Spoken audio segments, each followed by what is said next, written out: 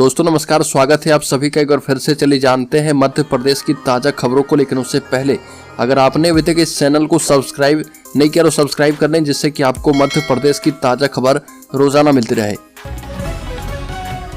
सबसे पहली खबर, मध्य प्रदेश विधानसभा में मोहन यादव सरकार के कार्यकाल का पहला और वर्तमान वित्त वर्ष का दूसरा अनुपूरक बजट पेश किया जाएगा। और इसके साथ ही कार्य मंत्रणा समिति की बैठक में तय किया गया है कि 12 फरवरी को अंतरिम बजट यानी लेखानुदान पेश किया जाएगा। और इधर हरदा में पटाखा फैक्ट्री में विस्फोट के बाद हुए जान माल के नुकसान को लेकर भी विपक्ष ने सदन में चर्चा की मांग की है। अगली खबर, बीजेपी ने 6 सीट पर कैंडिडेट्स का पैनल किया तैयार। दमोह, जबलपुर, मुरैना, सीधी, सतना में निवर्तमान सांसद के नाम शामिल। विधानसभा चुनाव के बाद अब बीजेपी आगामी लोकसभा चुनाव में भी अपने फैसलों से चौंका सकती है। लोकसभा और राज्यसभा चुनाव को लेकर भोपाल में प्रदेश भाजपा कार्यालय में प्रदेश चुनाव समिति की बैठक हुई है। और इस बैठक में मध्य प्रदेश की 6 लोकसभा सीटों पर उम्मीदवारों के नामों के पैनल तैयार करके केंद्रीय नेतृत्व को भेजे गए हैं। और 27 फरवरी को मध्य प्रदेश में 5 राज्यसभा की सीटों पर मतदान होना है। बड़ी खबर, पंजाब के पूर्व मुख्यमंत्री के भाई के मर्डर मिस्ट्री को लेकर बड़ा खुलासा। गोवा में पंजाब के पूर्व मुख्यमंत्री प्रकाश सिंह बादल के चचेरे भाई नरोत्तम सिंह ढिल्लों उर्फ निम्स की हत्या के आरोप में गिरफ्तार भोपाल का जितेंद्र साहू इस मामले का मास्टरमाइंड है। वह पूर्व में ढिल्लों का मैनेजर रह चुका है। उसे पता था कि ढिल्लों पंजाब में राजनीतिक रसूख रखने वाले परिवार से दूर अकेले रहकर गोवा में शाही जिंदगी जीते हैं। और गोवा में उनके विला और होटल भी हैं। जितेंद्र ने ही उन्हें हनी ट्रैप में फंसाने की योजना बनाई थी। अगली खबर, इंदौर जिले में आवारा कुत्तों को लेकर परेशानी बनी है। शहर में भले ही अब तक कोई उपाय नहीं किए गए हों, लेकिन महू क्षेत्र में आवारा कुत्तों को पकड़ने एवं उनकी नसबंदी करने के लिए मुहिम चलाने का निर्णय किया गया है। यह निर्णय महू में हुई ब्लॉक स्तरीय टास्क फोर्स की बैठक में किया गया है। और महू एसडीएम विनोद राठौर की अध्यक्षता में बैठक में बताया गया कि शहरी एवं ग्रामीण क्षेत्र में कुत्तों द्वारा काटने की संख्या में इजाफा हो रहा। बड़ी खबर, ज्योतिरादित्य सिंधिया को गुना लोकसभा से टिकट की मांग। पूर्व मंत्री ने कहा कि महाराज को पुनः इस क्षेत्र से एक बार और टिकट दें। प्रदेश के पूर्व मंत्री महेंद्र सिंह सिसोदिया ने गुना शिवपुरी लोकसभा सीट से केंद्रीय मंत्री ज्योतिरादित्य सिंधिया को प्रत्याशी बनाने की मांग की है। और आयोजित एक कार्यक्रम में उन्होंने ये मांग उठाई है। बता दें कि केंद्रीय नागर विमानन और इस्पात मंत्री ज्योतिरादित्य सिंधिया ग्वालियर गुना के दौरे पर थे और वो 5 दिन इस इलाके में रहे हैं। बड़ी खबर, प्रदेश सरकार 2275 रुपये क्विंटल खरीदेगी गेहूं। मध्य प्रदेश में गेहूं के उत्पादकों को सरकार के उस निर्णय से मायूसी हो चुकी है, जिसमें किसानों से न्यूनतम समर्थन मूल्य पर इस महत्वपूर्ण खाद्यान्न की खरीद करने की घोषणा की गई है। विधानसभा चुनाव के दौरान भाजपा ने किसानों से 2700 रुपये प्रति क्विंटल की दर से गेहूं खरीदने का वादा किया था, मगर अब राज्य सरकार अपना वादा निभाने से हिचक रही है। 2023-24 सीजन के लिए 2275 रुपये प्रति क्विंटल जो है तय किया गया है। और राज्य सरकार ने इसी समर्थन मूल्य पर गेहूं खरीदने की घोषणा की है। बड़ी खबर, राज्य के हरदा जिले में कलेक्टर के आदेश पर भी नहीं हुई थी कार्रवाई। बता दें कि अफसरों ने पटाखा फैक्ट्री संचालक अग्रवाल बंधुओं को लोगों की जान से खेलने का लाइसेंस दे रखा था। ऐसा इसलिए क्योंकि बैरागढ़ में जिस पटाखा फैक्ट्री में ब्लास्ट से 11 जाने गई है और करीब 200 लोग घायल हुए हैं, उससे 3 किलोमीटर आगे राटा खुर्द में एक और पटाखा फैक्ट्री हादसे को निमंत्रण दे रही है। और यह भी 2 साल से अवैध रूप से चल रही है। 2 बार हुए निरीक्षण में यह अवैध रूप से चलती पाई गई है। बड़ी खबर, सिंहस्थ से पहले नदी के पुनर्जीवन की तैयारी शुरू। सिपरा को फिर से अविरल बनाने के लिए बनेगा प्राधिकरण। अस्तित्व के संकट से जूझ रही सनातन धर्म की पवित्र नदियों में से एक सिपरा को बचाने के लिए राज्य सरकार जल्द ही सिपरा नदी कछार प्राधिकरण का गठन करने जा रही है। और जल संसाधन विभाग ने प्रस्ताव तैयार करके शासन को भेज दिया है। मुख्यमंत्री कार्यालय से मंजूरी मिलने के बाद इसका नोटिफिकेशन जल्द हो सकता है। और प्राधिकरण सिंहस्थ 2028 से पहले सिपरा नदी को 1996 से पहले जैसी प्रवाहमान और स्वच्छ बनाने के उद्देश्य से काम करेगा।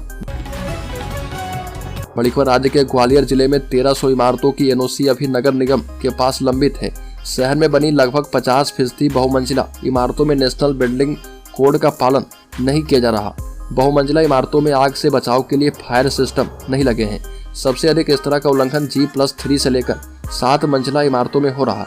नगर निगम अफसरों का कहना है कि फायर सिस्टम लगाने के लिए 1 साल के दौरान 1400 बहुमंजिला इमारतों में रहने वाले लोग और बिल्डर को नोटिस जारी कर चुके हैं। बड़ी खबर, राज्य के सागर जिले में धार्मिक स्थलों से हटाए जाएंगे लाउडस्पीकर। शहरी क्षेत्र में खुले में लगी मांस मछली की दुकानें हटाकर ठेला एवं टपरे जब्त किए गए हैं। सागर में जिला प्रशासन और नगर निगम ने संयुक्त रूप से खुले में मांस मछली का विक्रय करने वाले के खिलाफ कार्रवाई की है। साथ ही धार्मिक स्थलों से लाउड स्पीकर हटवाए गए।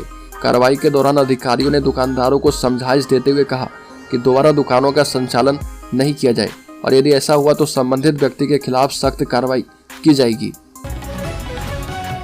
बड़ी खबर पीएम मोदी ने की है दिग्विजय सिंह की तारीफ। राज्यसभा में कहा कि दिग्विजय सिंह अनुभव से निकलकर आए हैं। राज्यसभा में पीएम मोदी ने कांग्रेस नेतृत्व पर करारा हमला बोला तो वहीं मध्य प्रदेश के पूर्व मुख्यमंत्री और राज्यसभा सांसद दिग्विजय सिंह की तारीफ की। पीएम मोदी ने राष्ट्रपति के अभिभाषण पर चर्चा के दौरान राहुल गांधी पर तंज कसे और कांग्रेस अध्यक्ष मल्लिकार्जुन खड़गे के भाषण पर पलटवार किया है। इसी दौरान पीएम मोदी ने अपने गुजरात के मुख्यमंत्रित्व काल की चर्चा करते हुए दिग्विजय सिंह की तारीफ की थी। बड़ी खबर मंच पर पहुंचते ही मुख्यमंत्री मोहन यादव ने सोफा हटवाया। कहा कि 2028 में आने वाला कुंभ को दुनिया देखेगी। इंदौर, उज्जैन, मंदसौर, ओमकारेश्वर, खंडवा के देवस्थान को संवारने का कार्य करेंगे। मुख्यमंत्री मोहन यादव हरदा में घायलों से मिलने के बाद नागदा और फिर उज्जैन आए और मुख्यमंत्री ने फ्रीगंज स्थित लोक शक्ति भवन में उज्जैन आलोट लोकसभा के केंद्रीय चुनाव कार्यालय का उद्घाटन किया और इस मौके पर कई सांसद मौजूद थे। बड़ी खबर सुमित्रा महाजन ने लिखा रेल मंत्री को पत्र। इंदौर से नई वंदे भारत या फिर दुरंतो एक्सप्रेस सप्ताह में 4 दिन चलाने की मांग। इंदौर की पूर्व सांसद एवं लोकसभा स्पीकर सुमित्रा महाजन ने केंद्रीय रेल मंत्री अश्विनी वैष्णव को पत्र लिखा और महाजन ने पत्र लिखकर इंदौर से मुंबई के बीच तेज रफ्तार ट्रेन या नई वंदे भारत चलाने की मांग की है। और ताई ने पत्र में लिखा कि विगत 39 वर्षों से इंदौर मुंबई के मध्य अवंतिका एक्सप्रेस एकमात्र प्रतिदिन संचालित होने वाली यात्री गाड़ी है। बड़ी खबर ईसाई युवक से शादी को लेकर मच गया बवाल। राज्य के छिंदवाड़ा जिले में आदिवासी संगठन थाने में धरने पर बैठा। परासिया के उमरेठ के जमुनिया में एक आदिवासी युवती के ईसाई युवक से विवाह को लेकर हंगामा हो गया और युवती का विवाह उड़ीसा निवासी ईसाई युवक से हो रहा था और पुलिस ने शादी रुकवाई और इसके बाद युवती और उसका परिवार गायब हो गया। इस मामले को लेकर आदिवासी संगठन पुलिस के खिलाफ भड़क गए और थाने पर धरना दिया।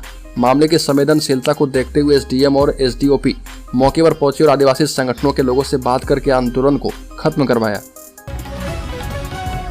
बड़ी खबर भोपाल में पटाखा दुकान फायर गोदाम किए गए सील। हरदा जिले में हादसे के बाद भोपाल में प्रशासन ने पटाखा फैक्ट्री और दुकानों पर कार्रवाई शुरू कर दी है और हलालपुर फटाखा बाजार में बैरागढ़ एसडीएम आदित्य जैन ने जयदुर्गा फायर गोदाम को सील कर दिया और यहाँ क्षमता से अधिक माल पाया गया। वहीं बरसिया एसडीएम विनोद सोनकिया ने शहर के 17 किलोमीटर दूर स्थित ग्राम रतुआ में रोड पर पटाखा फैक्ट्री को शाम को सील कर दिया।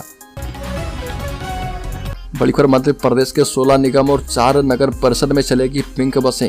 मध्य प्रदेश के नगरीय निकाय में अब पिंक बसों का संचालन शुरू करने की तैयारी नगरीय विकास और आवास विभाग ने की है। इन बसों में सिर्फ महिला यात्री सफर कर पाएगी और चालक परिचालक महिला ही होगी। बसों में पैनिक बटन भी लगाए जाएंगे और प्रमुख सचिव ने शुरुआती दौर में सभी 16 नगर निगम और भिंड, गुना, शिवपुरी, विदिशा महानगर पालिका में भी इस व्यवस्था को जल्द लागू करने की बात कही है। बड़ी खबर मध्य प्रदेश के दमोह में मुस्लिम भीड़ में 4 हिंदू युवकों के हाथ पैर काटने की धमकी दी गई और यह धमकी पुलिस के सामने दी गई। मध्य प्रदेश के दमोह में कट्टरपंथी मुस्लिमों की एक भीड़ ने 4 हिंदू युवकों के हाथ पैर और सिर काटने की धमकी दी। इस मामले में पुलिस ने केस दर्ज कर लिया है और उसका एक वीडियो भी सामने आया जिसमें सैकड़ों की संख्या में जुटे कट्टरपंथियों के बीच इंस्पेक्टर आनंद सिंह ठाकुर पूरी निर्भयता के साथ भीड़ को चेतावनी देते नजर आ रहे हैं और ये पूरा मामला मध्य प्रदेश के दमोह जिले का है।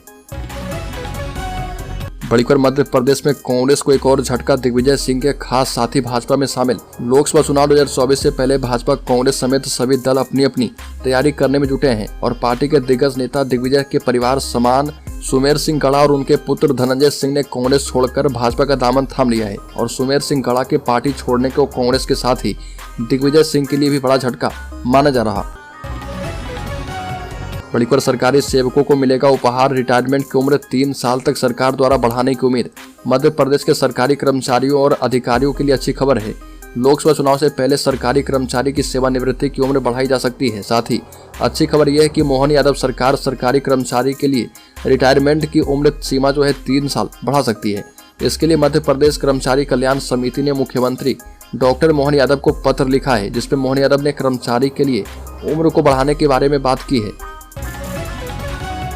बड़ी खबर मध्य प्रदेश में 8 फरवरी के बाद फिर से होंगे ट्रांसफर। मुख्य सचिव बीरा राणा को सेवा वृद्धि दिलवाने की तैयारी। मुख्य सचिव बीरा राणा 31 मार्च को सेवानिवृत्ति होगी और मार्च में ही लोकसभा चुनाव की घोषणा भी प्रस्तावित है। इसे देखते हुए उन्हें सेवा वृद्धि देने की तैयारी है।